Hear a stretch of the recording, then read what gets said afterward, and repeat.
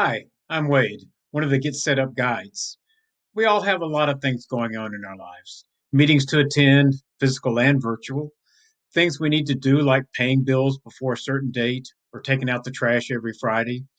You can use a paper calendar and post it notes to try and remember all these things, but if you're looking for a better way to get organized, this is the class for you. In this class, you will learn how to store all of your events on Google Calendar and get notifications on your smartphone so you never forget an appointment or a task. Share calendars with other people, create reminders for one time or recurring tasks, and learn how to access this information from any of your devices.